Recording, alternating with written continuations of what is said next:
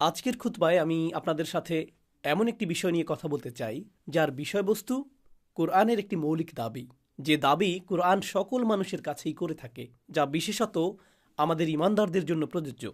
আর সহজ বাংলায় বিষয়টি হলো কোরআন নিয়ে গভীরভাবে চিন্তা বা গবেষণা করা। আমি নিশ্চিত আপনারা এই ধারণাটি আগেও অনেকবার শুনেছেন। আমি দোয়া করি কোরআনের এই দাবির প্রতি আমাদের প্রতিজ্ঞাকে আমরা যেন নতুনভাবে জাগ্রত করতে পারি, আমি এবং আপনারা সবাই। কারণ এটি আমাদের উপর আল্লাহর কিতাবের অন্যতম একটি মৌলিক দাবি। এই উপহার যা আল্লাহ আমাদের দিয়েছেন, আমাদের উপর এর অধিকার রয়েছে, এবং এর অন্যতম একটি অধিকার হলো আল্লাহর বাণী নিয়ে গভীরভাবে চিন্তা ও গবেষণা করা। শুরুতেই আমি নিজেকে স্মরণ করিয়ে দিতে চাই যে কেবল জ্ঞানের অধিকারী হওয়া, আরবি ভাষা বোঝা, অথবা রসুল সাল্লাহ সাল্লামের হাদিস বুঝা, অথবা সিরাতের প্রেক্ষাপট জানা, বা কোরআনের সহায়ক জ্ঞান থাকা, কোরআনের জ্ঞান থাকা, দ্বীনের জ্ঞান থাকা আর দ্বীন নিয়ে গভীরভাবে চিন্তা এক জিনিস নয়। প্রকৃতপক্ষে যখন এই আয়াতগুলো নাজিল হয়েছিল, সেগুলো মদিনায় নাজিল হয়েছিল, এবং এর শ্রোতা ছিল এমন লোকেরা যারা রসুল সাল্লাহ সাল্লামের সাথে খুবই পরিচিত ছিল, কারণ তারা তাকে প্রতিদিন দেখত। আপনার এবং আমার পক্ষে আরবি ভাষা যতটা শেখা সম্ভব, তারা তার চেয়েও ভালো আরবি জানত। তারা সিরাতের ঘটনাগুলো আরও ভালো বুঝত, কারণ তারা তা পড়ছিল না, বরং তারা এর মধ্যে বাস করছিল, তারা তা প্রত্যক্ষ করছিল। রাসূল সাল্লাল্লাহু আলাইহি সাল্লামের কোনো হাদিস অন্যের কাছ থেকে শুনত না, তারা নবীজির কণ্ঠেই তা শুনেছে। তাদের পড়তে হয়নি যে কখন কোন সূরা নাজিল হয়েছে, তারা সূরা নাজিল হওয়া প্রত্যক্ষ করেছে। তারা সিরাতের মধ্যে সরাসরি ছিল, এটা তাদের সাথে সরাসরি ঘটেছিল। আর তাদেরকেই আল্লাহ প্রশ্নটি করেছেন, আফালা ইয়াতাদাব্বারুনাল কুরআন আম আলা কুলুবিন আকফালুহা, তবে কি তারা কোরআন নিয়ে গভীরভাবে চিন্তা করে না, নাকি কিছু হৃদয়ের উপর তার নিজস্ব তালা লাগানো আছে?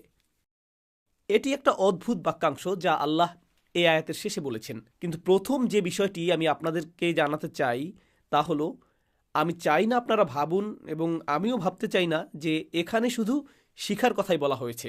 যদি আপনি আরও বেশি শেখেন, তাহলেই গভীর চিন্তা করা বা তাদাব্বুরের শর্তটি পূরণ হবে।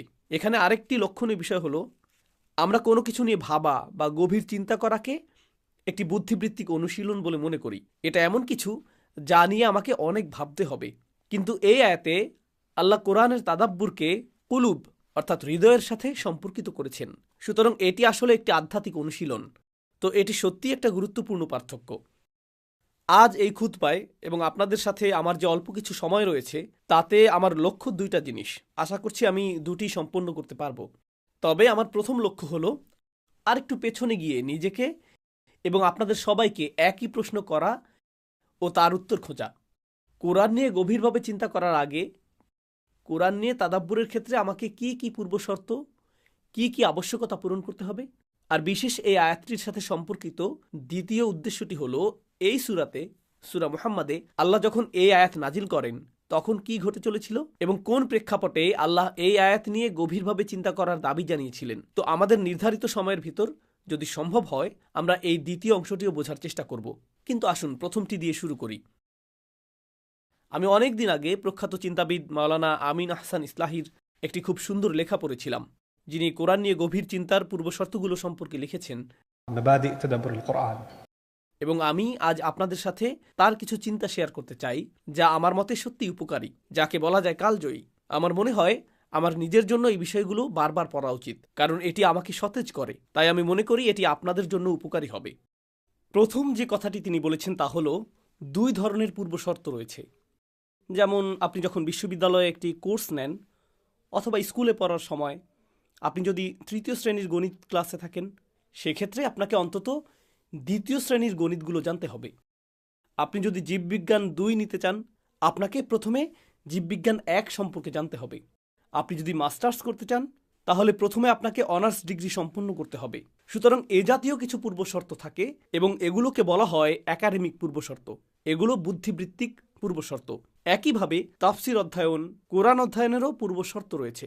আপনাকে আরবি ভাষা অধ্যয়ন এবং আয়ত্ত করার চেষ্টা করতে হবে। আপনাকে প্রেক্ষাপট এবং ইতিহাস অধ্যয়ন করতে হবে। এর সাথে জ্ঞানের একাধিক শাখা জড়িত থাকতে পারে, সেগুলো একাডেমিক বুদ্ধিবৃত্তিক পূর্বশর্ত। কিন্তু এই আলোচনাটি তা নিয়ে নয়, সেগুলো তো আছেই। আমরা উলুমুল কোরআন এবং উলুমুত তাফাসিরের সাথে বেশ পরিচিত, জ্ঞানের সেই শাখাগুলো বিদ্যমান, এবং আমরা সেগুলোর সাথে পরিচিত। এগুলো হলো ভিন্ন ধরনের পূর্বশর্ত। এগুলো আমাদের হৃদয়ের জন্য পূর্বশর্ত। এগুলো এমন পূর্বশর্ত যা মনস্তাত্ত্বিক। যেমন এক্ষেত্রে আমার মানসিকতা কেমন থাকতে হবে। আপনাদের মধ্যে অনেকেই বিশ্ববিদ্যালয়ের ছাত্র, আপনাদের অনেক শিক্ষক রয়েছেন, তারা শুধু আপনাদের বলেন না আমরা এই বইটি পড়ব, আমরা এই বিষয়ে জ্ঞান অর্জন করব, তারা সেই বিষয়ের জন্য আপনাকে মানসিকভাবে প্রস্তুত করার চেষ্টা করেন। কিছু শিক্ষক আবার আপনার আত্মবিশ্বাস নষ্ট করার ক্ষেত্রে সত্যি দুর্দান্ত কাজ করেন। ক্লাসের প্রথম দিনেই তারা বলেন তোমাদের বেশিরভাগই ফেল করবে, আমি শুধু তোমাদের জানিয়ে রাখতে চাই। তারা শুরু থেকেই আপনাকে ব্যর্থতার জন্য প্রস্তুত করেন। আবার অন্য শিক্ষকরা এসে বলবেন আমি মনে করি তোমরা সবাই এ প্লাস পাবে, শুধু তারা ছাড়া যারা এটা চাও না, কিন্তু আমি এখানকার সবাইকে এ প্লাস দিতে প্রস্তুত। সুতরাং এটি একটি ভিন্ন মানসিকতা, তাই না? আর আপনার শিক্ষক, আপনার অধ্যাপক, যে কোর্সটি আপনি নিতে যাচ্ছেন সে সম্পর্কে আপনার ধারণা, এই সব কিছুই প্রথম কথাগুলোর কারণে বদলে যায়। তাহলে চলুন এরকম কিছু পূর্ব শর্ত নিয়ে ভাবা যাক। এর মধ্যে প্রথমটি যা সম্পর্কে আমি বলতে চাই তা হলো আমাকে এটা স্মরণ রাখতে হবে যে কোরআন নিখুঁত, কিন্তু আমার চিন্তা এবং আমার বোঝার ক্ষমতা সীমিত। আর কোরআনের মাঝে যে প্রজ্ঞা আছে এবং আল্লাহ আমাকে এই যে কম্পিউটারটি দিয়েছেন যার একটি সীমিত প্রসেসর আছে, তাদের মধ্যে একটি বড় পার্থক্য রয়েছে। এটি কেবল সীমিত পরিমাণেই ধারণ করতে পারে। তাই কোরআন এবং এর অসীম প্রজ্ঞা আমি হয়তো কখনোই পুরোপুরি বুঝতে পারবো না। এখন যা ঘটে, আপনি যখন অন্য একটি বই পড়েন, কেউ বলল ওহ এই বইটা আমার পছন্দ, প্লিজ এটা পড়ো, অন্য কোনো বই, আপনি তা পড়লেন, প্রথম অনুচ্ছেদটি আপনার কাছে অর্থবহ মনে হলো না, আপনি বললেন ওহ বইটা বেশ বাজে, এটি এক জিনিসের কথা বলছে, তারপর আবার অন্য কিছুর কথা বলছে, এটি সুসঙ্গত নয়, এটি এমনকি যৌক্তিকও নয়, আমি এই বইটা পছন্দ করি না। আর আপনি রকমারি বা অন্যত্র গিয়ে একে 1 স্টার এবং মন্দ রিভিউ দেন, কারণ এটি আপনার প্রত্যাশা পূরণ করেনি। আপনি চমৎকৃত হওয়ার আশায় এটি পড়তে এসেছিলেন, আর আপনি দেখলেন যে এটি ততটা নিখুঁত না, তাই আপনি একে খারাপ রিভিউ দিলেন। আমরা সব কিছুর সাথেই এমনটা করে থাকি। আমরা রেস্তোরাঁর রিভিউ দেই, আমরা বইয়ের রিভিউ দেই, আমরা প্রবন্ধের রিভিউ দেই, আমরা সিনেমার রিভিউ দেই, আমরা তথ্যচিত্রের রিভিউ দেই, আমরা সব কিছুর রিভিউ দেই, আমরা সমালোচনা করি, আমরা সমালোচনার সংস্কৃতিতে বাস করছি। তাই আমাদের মন এখন সব কিছুরই সমালোচনা করার জন্য প্রোগ্রামড হয়ে আছে। এমন কোনো খাবার নেই যা আপনি খান, এমন কোনো ভিডিও নেই যা আপনি দেখেন, সোশ্যাল মিডিয়ার প্রতিটি ভিডিওর নিচে মন্তব্য থাকে, সমালোচনা থাকে। আমি এটা ভালোবাসি, আমি এটা ঘৃণা করি, এটা ছিল আমার সময়ের অপচয়, আমি আমার জীবনের 120 সেকেন্ড হারালাম, ইত্যাদি ইত্যাদি, অবিরাম সমালোচনা। তো আমরা এখন সমালোচনার দ্বারা প্রোগ্রামড হয়ে আছি, সচেতনভাবে এবং অবচেতনভাবে। এক্ষেত্রে একজন মুসলিমের সাথে কি ঘটে? যে মুসলিম আল্লাহর বাণী নিয়ে ভাবতে চায় তার জন্য কি বিপদ ঘটতে পারে?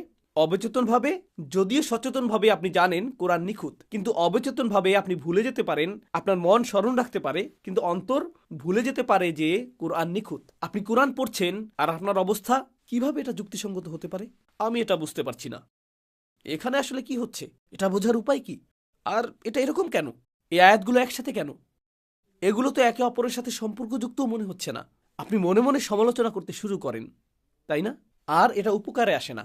যখন আপনি, কারণ ইন্টারনেট হলো বিভিন্ন ধরনের এক মুক্ত বাজার, সেখানে লক্ষ লক্ষ এমনকি crore crore video, article, post আছে যা কোরআনের সমালোচনা করে, কোরআনের বৈপরীত্য, কোরআনের ভুল। মানুষ আমাকে এই জিনিসগুলো পাঠায়, আপনি এই সমালোচনাটা দেখেছেন, আপনি এই ভিডিওটা দেখেছেন, তারা দেখাচ্ছে যে কোরআনে ভুল আছে, ইত্যাদি ইত্যাদি। কেন এই ধরনের মানসিকতা? কারণ আমাদের মানসিকতাই সমালোচনাপূর্ণ হয়ে গিয়েছে। যেভাবে আপনি অন্য সব কিছুকে দেখেন, যেভাবে আপনি পিৎজা অর্ডার করে খাবার আগে বলেন আমি এটাকে 3 স্টার দেব, যেভাবে আপনি একটি বই বা পণ্য বা অন্য কিছুকে দেখেন, যখনই আপনি কোরআনকে সেভাবে দেখতে শুরু করবেন, বুঝতে হবে আল্লাহর বাণী নিয়ে গভীরভাবে চিন্তা করার ক্ষমতা আপনার ইতিমধ্যেই চলে গেছে। আপনি শুরু করার আগেই ব্যর্থ হয়েছেন, আমি শুরু করার আগেই ব্যর্থ হয়েছি। আমাকে কোরআনের কাছে একটি অন্তর নিয়ে, একটি সচেতন অন্তর নিয়ে আসতে হবে যে এটি নিখুঁত। আর আমার কাছে যখন কোনো কিছু যুক্তিসঙ্গত মনে হয় না, তার কারণ হলো আমার জ্ঞান এবং আল্লাহর বাণী উপলব্ধি করার ক্ষমতা সীমিত। বস্তুত সূরা ফাতিহার পরে কোরআনের প্রথম দীর্ঘ সূরা, সূরা বাকারাতে আল্লাহ আমাদেরকে একটি সূচনা প্রদান করেছেন। তিনি আলিফ লাম মিম দিয়ে শুরু করেছেন। যে কেউ আলিফ লাম মিম পড়লে বলবে আমি জানি না এর অর্থ কি, আমি বুঝতে পারছি না এর অর্থ কি, এটা এখানে কেন? আগের সূরাতে বলা হয়েছে আমরা আল্লাহর কাছে হেদায়েত চাই। যখন আপনি আল্লাহর কাছে হেদায়েত প্রার্থনা করেন, তখন তার প্রতিটি কথা আমার কাছে অর্থপূর্ণ হওয়া উচিত, যাতে আমি তা অনুসরণ করতে পারি। আর এরপরেই কোরআনে আমরা প্রথম যা পড়ি তা হলো আলিফ লাম মিম। আমি এর কিছুই বুঝতে পারছি না। সূচনাটি এরকমই। সবার আগে নিজেকে বিনয়ী করুন, আপনি সব কিছু জানেন না, যতক্ষণ না এটা আপনার মনে স্থির হচ্ছে, আপনি এখনও হেদায়েতের জন্য প্রস্তুত নন, আপনি এখনও গভীরভাবে চিন্তার জন্য প্রস্তুত নন। এক অর্থে এটি আমাদেরকে নিজেদের জায়গায় রাখে। শুরু করার আগেই মাত্র কয়েকটি শব্দ দিয়ে আমাদেরকে অবনত করা হয়েছে। সুতরাং কোরআনের এই পারফেকশনকে আত্মস্থ করা সত্যিই অত্যন্ত গুরুত্বপূর্ণ। আর যখন আপনি এবং আমি তা করি, আমি প্রায় ২০ বছর ধরে কোরআন অধ্যয়নের চেষ্টা করছি। আমি কোরআনের এমন আয়াতের মুখোমুখি হই যা আমার বুঝে আসে না। এখনও এরকমটা ঘটে। একাধিক তাফসির পাঠ, চিন্তাবিদগণের সাথে আলোচনা করার পরেও আমি মাথা চুলকাতে থাকি, এখানে কি বলা হচ্ছে। তো আমার মনোভাব কেমন হওয়া উচিত? আমার মনোভাব হওয়া উচিত, ইয়া আল্লাহ, আপনার প্রজ্ঞা অসীম, আর আমার মধ্যে ত্রুটি আছে যার জন্য আমি দেখতে পাচ্ছি না, আমি উপলব্ধি করতে পারছি না আপনার বাণীর সৌন্দর্য, প্রজ্ঞা, অলৌকিকতা, পূর্ণতা। আমার অন্তরকে উন্মুক্ত করে দিন, আমার মনকে উন্মুক্ত করে দিন।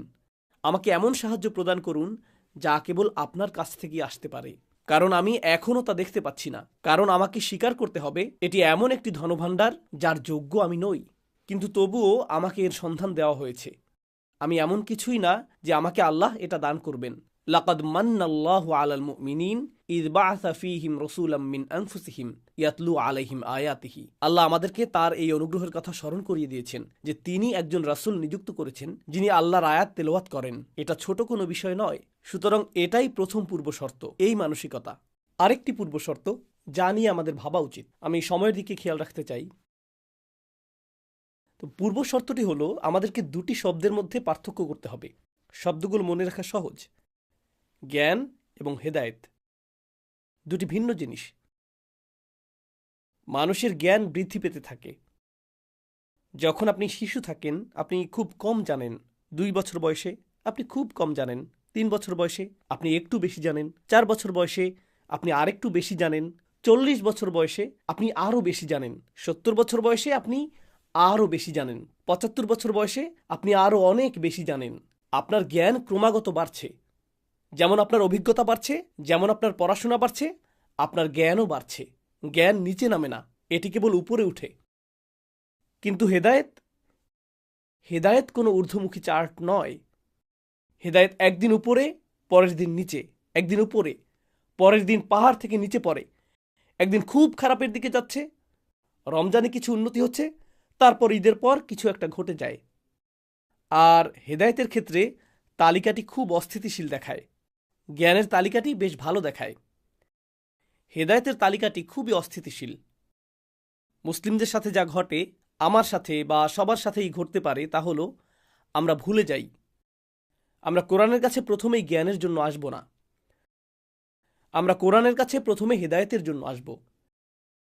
দেখা যায় যে আমরা এমন কিছু পড়ি যা আগেও পড়েছি। তখন কি বলি, ও এই খুতবাটি তো সূরা আসর নিয়ে।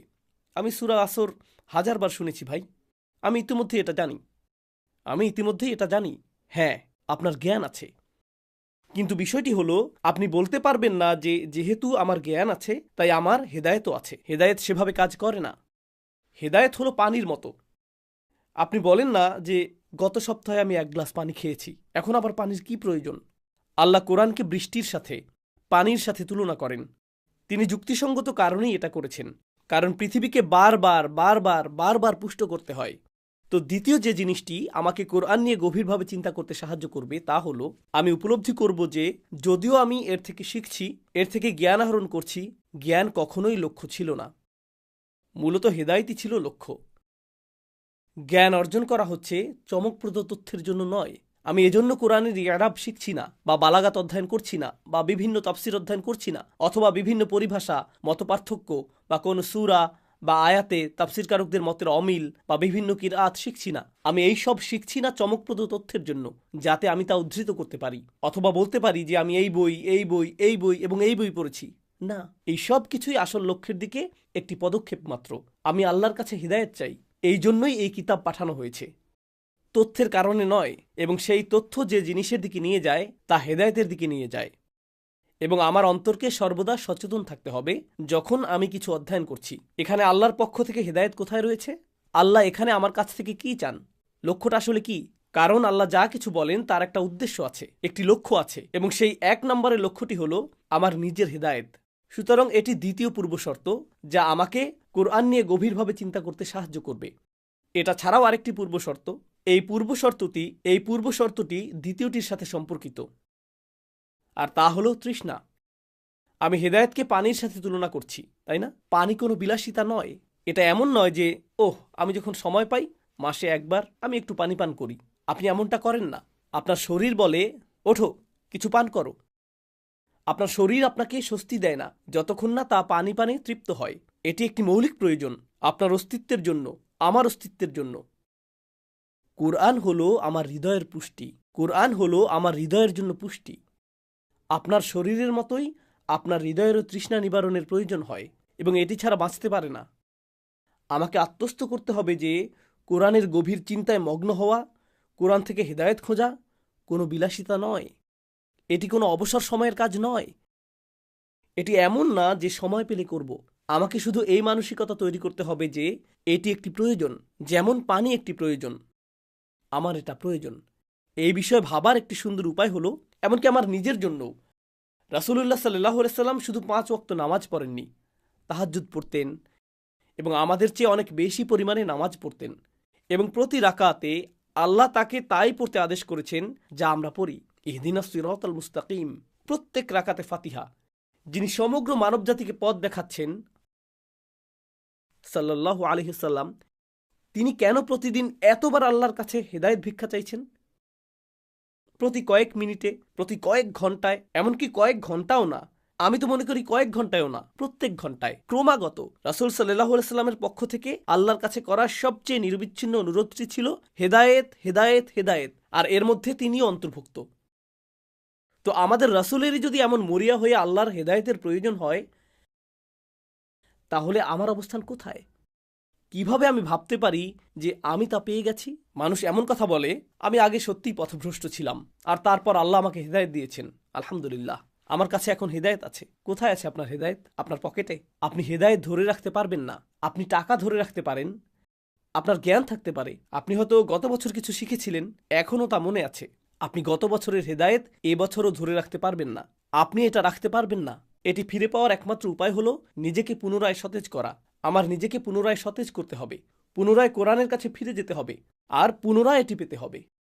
আর তাই তৃষ্ণাটা সেখানে থাকতে হবে। আমি যদি সত্যিই কোরআন নিয়ে গভীরভাবে চিন্তা করতে চাই, তবে আমার সেই তৃষ্ণা থাকতে হবে। আমি দোয়া করি আল্লাহ আযজা ওয়া জাল্লা আমাদের সবার হৃদয়ে সেই গভীর অকৃত্রিম তৃষ্ণা দান করুন, যেন আমরা সেই বিনয় সহকারে আল্লাহর কাছে আসি, সেই বিনয় সহকারে তার বাণীর কাছে আসি। তারপর সবশেষে বিপজ্জনক পূর্ব শর্তটি হলো এই যে আল্লাহর বাণী চমৎকার সুন্দর, এবং আল্লাহর বাণীতে অফুরন্ত প্রজ্ঞা নিহিত রয়েছে, এবং আল্লাহর বাণীর শক্তিমত্তার দ্বারা আপনি চমকে যাবেন। কিন্তু একই সাথে আল্লাহর বাণী আমার কাছ থেকে পরিবর্তন দাবি করে। যখন আমি আসলেই আল্লাহর বাণী নিয়ে চিন্তা করি, আমি হয়তো দেখব যে কোরআন আমাকে এখানে থাকতে বলেছে, কিন্তু আমি আছি অনেক নিচে। যখন আমি সত্যিই নিজের কথা ভাবি, কোরআন আমাকে যেখানে চায় আমি সেখানে নেই। তাই আমাকে হিজরত করতে হবে। আল্লাহ আমাকে যেখানে দেখতে চান সেখানে, তাই না? আমরা নিখুঁত নই। আপনি রাতারাতি বদলাতে পারবেন না। আপনি পরের দিনই এখানে পৌঁছাতে পারবেন না। আপনি নিয়ত করতে পারেন এবং পরিবর্তন আনা শুরু করতে পারেন, উন্নতি শুরু করতে পারেন। হয়তো আপনার ঘুমের অভ্যাস বেশ মন্দ, আর আপনি ফজর নামাজের জন্য ঘুম থেকে উঠছেন না। হয়তো এমনটাই ঘটছে। ওকে, আপনি পরের দিন চেষ্টা করলেন, পরের দিন ব্যর্থ হলেন, এরপর আপনি পরের দিন চেষ্টা করলেন, তার পরের দিনও ব্যর্থ হলেন। ওকে, এখন আপনি হয়তো 7টায় উঠতে শুরু করেছেন, এখন 6টায় ওঠার চেষ্টা করবেন। আপনি আরও আগে আগে ঘুমানোর অভ্যাস করছেন, আপনি পরিবর্তন আনছেন। চমৎকার অগ্রগতি, তাই না? এটা রাতারাতি হয় না। যখন আপনি এই ছোট ছোট পরিবর্তনগুলো আনতে শুরু করেন, আপনি হয়তো দেখবেন যে বিষয়গুলো সত্যিই কঠিন হয়ে উঠছে। প্রথম পরিবর্তন আনাটা এমনিতেও কঠিন। এটা ভিতরগত পরিবর্তন। আপনার ভিতরে কিছু প্রবণতা আছে, যেমন অলসতা, যেমন শয়তানের প্ররোচনা, যেমন আপনার নিজের কামনা বাসনা, যেমন আপনার নিজের বদ অভ্যাস, যা বলে কাম অন, তোমাকে অতটা ভালো করতে হবে না, তোমাকে এতটা চরমপন্থী হতে হবে না, নিজের উপর সহজ হও, অনেক বেশি হয়েছে, তুমি অনেক বেশি করছো, আল্লাহ জানেন তুমি মানুষ, চিন্তার কিছু নেই, তুমি নিজের জন্য অজুহাত দিতে পারো। কথাটা শুনলে মজা পাই যে তুমি তো কেবলই মানুষ, তুমি তো কেবলই মানুষ। এটা শয়তানের 1 নম্বর যুক্তি। এর বাজার বেশ ভালো। তুমি তো কেবলই মানুষ, সমস্যার কিছু নেই, আল্লাহ ক্ষমাশীল, তুমি তো ফেরেশতা নও, এটা নিয়ে এত চিন্তা করো না। তখন আমি নিজেকে বলি আমাকে এই পরিবর্তনগুলো করতে হবে না। কিন্তু আমি যদি নিজের সাথে যুদ্ধও করি, নিজেকে জয়ও করি এবং সেই পরিবর্তনগুলো করা শুরু করি, তখন আমার পরিবার আসে, এই তোমার কি হয়েছে, তুমি এত চরমপন্থী হচ্ছ কেন, তুমি তো কেবলই মানুষ। প্রথমে আপনি নিজেকে বলেছিলেন, এখন আপনার পরিবার, তুমি তো কেবলই মানুষ, তুমি নিজেকে কি মনে করো? ও, তুমি কি চরমপন্থী হতে চাও? তোমার হচ্ছেটা কি? তোমার চেহারা এমন দেখাচ্ছে কেন? মেয়েদের বলা হয়, তুমি মাথায় কি পড়েছ, তোমার কি হয়েছে, আমি তোমার জন্য চিন্তিত। আপনার পরিবার আপনাকে নিয়ে চিন্তা করতে শুরু করে, কারণ আপনি অতিরিক্ত ইসলামিক হয়ে যাচ্ছেন।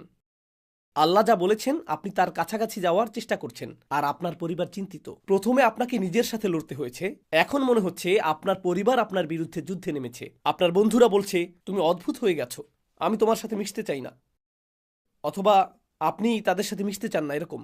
কারণ তাদের সাথে মেশাটাই তো আপনাকে প্রথমত আল্লাহর থেকে দূরে নিয়ে যাচ্ছিল, তাই না? মূলত আমি যা বলছি তা হলো, আপনি যত বেশি পরিবর্তন আনবেন তত বেশি একাকী হয়ে পড়বেন। আপনি যত বেশি পরিবর্তন আনবেন, জীবন তত বেশি অস্বস্তিপূর্ণ হয়ে উঠবে। আর প্রতিটি পদক্ষেপে মনে হবে, আমি তো ফিরে যেতে পারতাম, আর জীবনটা আবারও সহজ হয়ে যেত, আমি স্বাভাবিকভাবে চলতে পারতাম। কেন আমি এইসব করছি, তাই না? যেসব মানুষ এই অস্বস্তির সাথে লড়তে পারে, লড়াই করতে পারে, এটাই আসলে সবর। সবর মূলত এটাই। মানুষ যদি এর মধ্য দিয়ে লড়ে যেতে পারে, তারা এমন কিছুর স্বাদ পাবে যা অন্য কেউ কখনো পায়নি। ومن يؤمن بالله يهدي قلبه যে সত্যি আল্লাহর উপর ঈমান আনে, আল্লাহ তার অন্তরকে পথ দেখান। সে তার অন্তরে ঈমান অনুভব করে, সে এর মিষ্টতা অনুভব করে। এর মিষ্টতা অনুভব করতে আপনাকে কিছুটা কষ্টের মধ্য দিয়ে যেতে হবে। আপনি শুধু বই পড়ে এটা অনুভব করতে পারবেন না, আপনি শুধু বক্তৃতা শুনে এটা অনুভব করতে পারবেন না। আপনাকে কিছুটা কষ্ট ভোগ করতে হবে এবং কিছুটা বাধা অতিক্রম করতে হবে, আর তারপর আপনি এর স্বাদ পাবেন। এবং একবার যখন এর স্বাদ পেয়ে যাবেন, সংগ্রামটি সহজ হয়ে যাবে। والذين جاهدوا فينا لنهدينهم سبلنا وإن الله لمع المحسنين اللهم اجعلنا من المحسنين। তো সেটা সহজ হয়ে যাবে, ঠিক আছে? আর আমি দোয়া করি আল্লাহ যাতে আমাদেরকে সেই ধরনের মানুষে পরিণত করেন যারা নিজের ভেতরের এই বাধা এবং চারপাশের মানুষ আর সমাজের এই সকল চাপের মধ্য দিয়ে লড়াই করে এগিয়ে যেতে পারে। মাঝে মাঝে তরুণ যুবকরা আমার কাছে এসে বলে, উস্তাদ, আমি জানি না আপনি কিভাবে একজন মুসলিম হিসেবে জীবনযাপন করেন। আমেরিকায় একজন মুসলিম হিসেবে জীবন সত্যিই কঠিন, ইংল্যান্ডে এটা সত্যিই অনেক কঠিন। কেন এটা কঠিন? এটা কি মক্কার চেয়ে কঠিন? কুরাইশদের চেয়েও কঠিন? এটা আসলে বেশ সহজ। তাদের তো হালাল রেস্টুরেন্ট ছিল না, তাদের এতগুলো মসজিদও ছিল না। কোন জিনিসটা কঠিন? আমি বুঝি না কোন জিনিসটা কঠিন। এত বেশি ফিতনা। ও রিয়েলি? ফিতনা কি এইমাত্র আসলো? তখনকার সময়ে কোনো ফিতনা ছিল না, তখন ছিল সহজ সময়। এখনকার সময় কঠিন। মুসলিম থাকাটা এখন সহজতর, যদিও আপনি ভিন্ন কথা বলছেন। এটাও শয়তানের ধোঁকা। তুমি তো কেবলই মানুষ। এখন এটা অনেক কঠিন। এই সোশ্যাল মিডিয়ার দিকে দেখুন কি পরিমাণ ফিতনা। আসলেই অ্যাপটা শুধু ডিলিট করে দিন ভাই, এটা সহজ। সমস্যা শেষ, সমস্যা শেষ। আমরা নিজেরাই বলে থাকি এটা অনেক কঠিন। এমন একদল মানুষ আছে যারা পরিবর্তনের সাথে লড়াই করে। আরেক দল মানুষ বলে, আমি বদলাতে চাই, আমি চাই। যখন আমি কোরআন পড়ি এবং দেখি যে তা আমাকে এখানে চায় আর আমি এখানে পড়ে আছি, আমার খুব খারাপ লাগে ভাই। এমনকি নামাজের মাঝেও আমি কেঁদে ফেলি, খুতবার মাঝে আমি কেঁদে ফেলি, কারণ আমি দেখতে পাই আল্লাহ আমাকে যেখানে চান সেখান থেকে আমি কত দূরে। আমি জানি আমার অবস্থা আসলেই শোচনীয়, পরিবর্তন আমার দ্বারা সম্ভব না, কিন্তু আমার খুব খারাপ লাগে। এটুকুরও তো একটা মূল্য আছে, তাই না? কারণ আমি তো খারাপ অনুভব করি। আমরা নিজেদেরকে এরকমটা বলি। তারপর আপনি কারো কাছে গিয়ে বলেন, ভাই মাশাআল্লাহ, শুধু দোয়া করুন আল্লাহ যেন আমাকে তৌফিক দান করেন। আমার তৌফিক নেই। কিছু মানুষ 5 ওয়াক্ত নামাজ পড়তে পারে, আমি ঠিক সেটা করতে পারছি না, শুধু আমার জন্য দোয়া করবেন। কারণ কিছু লোককে আল্লাহ সুপার পাওয়ার দান করেন। আমি তো সাধারণ মানুষ, আমার তেমনটা নেই। আমি এই তৌফিক কথাটা এতবার শুনেছি, আমার মনে হয়েছে যে কে এই লোক তৌফিক?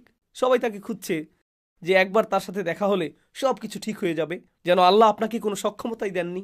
আল্লাহ আপনার উপর কিছুই চাপিয়ে দিতেন না যদি আপনি সক্ষম না হতেন। লা ইউকাল্লিফুল্লাহু নাফসান ইল্লা উসআহা। এটা একটা মিথ্যা যা আমি নিজেকে বলি, আপনি নিজেকে বলেন, আমি এটা করতে পারবো না। পরিবর্তন চাওয়াটা অতিরিক্ত মনে হয়। এই চাওয়াটা অতিরিক্ত কিছু না। যদি তাই হতো আল্লাহ এটা দিতেনই না। ওহ, এটা অনেক কঠিন। না, আসলে আল্লাহর আমাকে হিদায়াত দেওয়ার উদ্দেশ্য হলো জীবনকে সহজ করা, কঠিন করা না। يريد الله ليخفف عنكم وخلق الإنسان ضعيفا। শেষ যে সতর্কতাটি আপনাদের জন্য রেখে যেতে চাই, আমরা অন্য বিষয়গুলি আলোচনার সময় পাইনি, কিন্তু এতে সমস্যা নেই। যে শেষ সতর্কতাটি আমি নিজের ও আপনাদের জন্য দিতে চাই তা তাদের জন্য না যারা পরিবর্তন আনে, এবং বাধার বিরুদ্ধে লড়ে। আবার এটা সেই লোকদের জন্যও না যারা অজুহাত দেখায় এবং বলে এটা খুব কঠিন, আমি খারাপ বোধ করি, কিন্তু আমি এটা করতে পারবো না। তৃতীয় আরেকটি শ্রেণী রয়েছে যারা এদের সবার চেয়ে বিপজ্জনক। জানেন তারা কারা? তারা কোরআনের সাথে সম্পৃক্ত। তারা কোরআন অধ্যয়ন করে, তারা কোরআন তেলাওয়াত করে এবং খুব সুন্দরভাবে তেলাওয়াত করে। তারা এটা মুখস্থ করে, তারা গাড়িতে সারাক্ষণ এটা শুনতে থাকে, কিন্তু এর দ্বারা নির্দেশিত কোনো পরিবর্তনে তারা আগ্রহী নয়। তারা এর তাজবিদ নিয়ে আগ্রহী, তারা এর তাফসির নিয়ে আগ্রহী, তারা এর বালাগাত নিয়ে আগ্রহী, তারা এর মজিজা নিয়ে আগ্রহী, তারা এর চমকপ্রদ তথ্য নিয়ে আগ্রহী, তারা তুলনামূলক ধর্মতত্ত্ব নিয়ে আগ্রহী, তারা এটা ওটা বা অন্য কিছু নিয়ে আগ্রহী, তারা এ বিষয়ে প্রচুর তথ্য সংগ্রহ করতে আগ্রহী, তারা ক্যালিগ্রাফিতে আগ্রহী, তারা কোরআন নিয়ে অনেক কিছু করে, তাই না? কিন্তু তারা আসলে যা করে, তারা বলে কোরআনের সাথে আমার সম্পর্কের ক্ষেত্রে আমি একটা বিষয়কে বেছে নিব। কোরআনের সাথে আমার যে সম্পর্ক তা হলো কোরআনের তাজবিদের সাথে সম্পর্কিত, তাই আমি তাজবিদে উৎকর্ষ অর্জন করব। এটা হবে অত্যন্ত নিখুঁত, আর তাজবিদও গুরুত্বপূর্ণ, কিন্তু এটুকুই করে। এখন আমি কোরআনের মানুষ, কারণ আমার মাখরাজ অত্যন্ত সুন্দর, আর আমি একজন আলেমের কাছ থেকে সার্টিফিকেটও পেয়েছি, কিন্তু আমি আসলে এটুকুই করছি, আমি অন্তত এটুকুও তো করছি, তাই না? তাই আমাকে আর পরিবর্তনের কাজটা করতে হবে না। নিজের ভেতরে আমি নিজেকে বলছি কোরআনের সাথে আমার সম্পর্ককে আমি নিজের কমফোর্ট জোনের মধ্যে সীমাবদ্ধ রেখেছি। বিষয়টা মনোযোগ দিয়ে শুনুন। আমি একটি কমফোর্ট জোন তৈরি করেছি এবং সেটা কোরআনের উপর চাপিয়ে দিয়েছি। আর আমি কোরআনকে বলছি, শোনো, তোমার সুর আমার ভালো লাগে, তোমায় মুখস্থ করতে ভালোবাসি, এমনকি তোমাকে নিয়ে আলোচনা শুনতেও ভালোবাসি, তোমার ব্যাপারে পড়তেও আমি ভালোবাসি, তোমার অনুবাদ পড়া এবং তা নিয়ে ভাবতে ভালোবাসি। কিন্তু পরিবর্তনের এই ব্যাপারটা এখানেই আমি সীমা টেনে দেই। আমার জীবন এমনই, এভাবেই থাকতে দিন। আমি নতুন আরও বেশ কিছু সূরা মুখস্থ করব। এখন আমরাই শর্ত নির্ধারণ করে দিচ্ছি যে আমাদের নিজেদের এবং আল্লাহর কালামের মধ্যে সম্পর্কটা কেমন হওয়া উচিত। এই সমস্ত কাজ যা আমরা কোরআন নিয়ে করি তাও কোরআনের অধিকারের অংশ, কিন্তু সেগুলো প্রথমটির পরে আসে। মূলত যে কারণে কোরআন এসেছে এবং অন্য কাজগুলোর দ্বারা এটি শক্তিশালী হয়। কোরআনের সঠিক তেলাওয়াত কোরআনের বারবার স্মরণকে আরও শক্তিশালী করে। কোরআনের অধ্যয়ন, এর স্মরণ এবং এর থেকে প্রাপ্ত হেদায়েতকে আরও শক্তিশালী করে। এই অন্য সকল জিনিস চমৎকার শুধুমাত্র প্রথম উদ্দেশ্যের কারণে, আর তা হলো আমার নিজের ভেতর পরিবর্তন আনতে হবে, যেমনটা আল্লাহ আশা করেন। আর এটাই হলো মূল বিষয়। এটাই মূলত কোরআন নিয়ে গভীরভাবে চিন্তা করা। এটা একটা দুঃসাহসিক কাজ। যেহেতু সময় শেষের দিকে, আমি আপনাদের সাথে আজকে আর শেয়ার করতে পারছি না যে সূরা মুহাম্মাদে কি ঘটেছে, কারণ মূলত সূরা মুহাম্মাদের আসল আহ্বানটি ছিল পরিবর্তনের আহ্বান। সেখানে এমন লোক ছিল যাদেরকে প্রথমবারের মতো যুদ্ধে যেতে বলা হয়েছিল। তারা এতে অভ্যস্ত ছিল না। এটা আবার কি? কেন আমাদের যুদ্ধে যেতে হবে? আর আল্লাহ তাদের উদ্দেশ্যে একটি প্রশ্ন রাখলেন, আফালা ইয়াতাদাব্বারুনাল কুরআন? তারা কি কোরআন নিয়ে গভীরভাবে চিন্তা করে না? এই আয়াতগুলো আকাশ এবং পৃথিবীর প্রেক্ষাপটে আসেনি, এগুলো অতীতের জাতিগুলোর প্রেক্ষাপটে আসেনি, এগুলোও কোরআনের বিষয়বস্তু। তাহলে এটা এখানে কেন? কারণ এখন মদিনার এই নবগঠিত সম্প্রদায়কে এমন কিছু করতে বলা হচ্ছে যা খুবই চরম পদক্ষেপ, আর তারা এটা করতে অনিচ্ছুক। তখন আল্লাহ বললেন, তোমাদের অনিচ্ছুক হওয়ার একমাত্র কারণ হলো তোমরা কোরআন নিয়ে গভীরভাবে চিন্তা করার অধিকারটি পূরণ করনি। কারণ কিছু হৃদয়ের উপর তাদের নিজস্ব ধরনের তালা রয়েছে। ইনশাআল্লাহ হয়তো অন্য কোনো সময়ে আমরা এই তালাগুলো এবং আল্লাহর কালাম নিয়ে গভীরভাবে চিন্তা করার এই বাধাগুলো নিয়ে আলোচনা করব। আমি দোয়া করি যেন আল্লাহ আমাকে, আপনাকে এবং প্রত্যেক ঈমানদারকে কোরআনের সাথে একটি ভালোবাসাপূর্ণ অকৃত্রিম সম্পর্ক দান করেন, যা ক্রমাগত আমাদের হৃদয়কে উন্মুক্ত করতে থাকবে। আমি আরও দোয়া করি যেন আল্লাহ আযজ্জা ওয়া জাল্লা তাঁর কালামের সাথে আমাদের এই ত্রুটিপূর্ণ এবং ভঙ্গুর সম্পর্ককে কবুল করেন, এবং তিনি যেন আমাদেরকে প্রতিদিন এই সম্পর্ককে উন্নত করার শক্তি দান করেন এবং আমাদেরকে সেই চূড়ান্ত উপহার দান করেন যা হলো একটি তৃষ্ণা, আল্লাহর কালাম নিয়ে গভীরভাবে চিন্তা করার এক অকৃত্রিম তৃষ্ণা। বারাকাল্লাহু লি ওয়া লাকুম ফিল কুরআনিল হাকিম ওয়া নাফা'নি ওয়া ইয়্যাকুম বিল আয়াতি ওয়াজ যিকরিল হাকিম।